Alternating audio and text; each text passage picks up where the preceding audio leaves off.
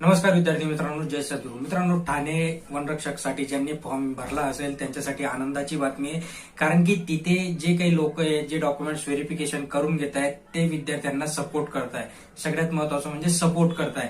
राहिला विषय जसं नागपूरवाले अडून बसलेत, नागपूरवाले विद्यार्थ्यांना त्रास देत आहेत, त्या पद्धतीनेच आता जर ठाण्याचा तुम्ही फॉर्म भरला असेल तर ठाण्याला तुम्हाला कोणी त्रास नाहीये. आपल्याला ते लोक सपोर्ट करताय. आणि महत्वाचं म्हणजे जे मेडिकल सर्टिफिकेटसाठी आपण विचार करत होतो, मी प्रत्येकाला सांगतो की आपण तिथपर्यंत तरी पोचायला पाहिजे. बघा, बहुतेक विद्यार्थी ज्यावेळेस व्हिडिओ बघताना आणि कमेंटमध्ये विचारतात मग आम्ही जाऊ का नाही जाऊ.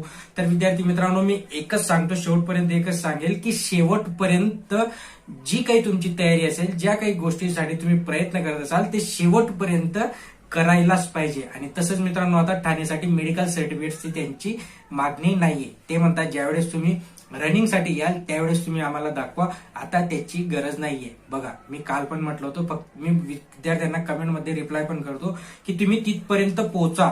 तिथपर्यंत जाऊन तर बघा तिथली सिच्युएशन काय असते ते तिथे गेल्यावरच कळतं.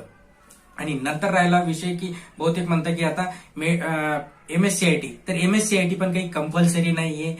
तुम्हाला तो वेळ दिला जातो. जर तुमच्याकडे प्रोव्हिजनल असेल, तुम्ही जर काही कुठे ऍडमिशन किंवा तुम्ही कुठे प्रोव्हिजनल तुमच्याकडे सर्टिफिकेट असेल तर ते पण ते ऍक्सेप्ट करता. नसेल तर ते म्हणतात ठीक आहे, ज्यावेळेस तुमचं फायनल सिलेक्शन होईल त्याच्यानंतर आपल्याला जो वेळ दिला जातो त्याच्यामध्ये मेडिकल आपलं MSCIT हे ग्राह्य धरलं जातं.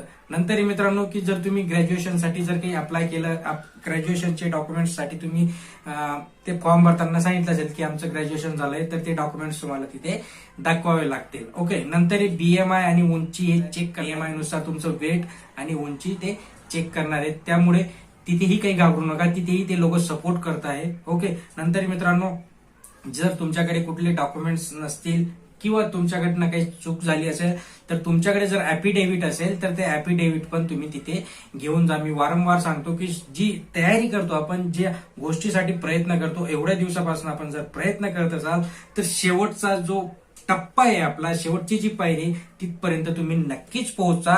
जे होईल ते होईल. ही मी परत सांगतो की एक भरती आपलं आयुष्य ठरवू शकत नाही.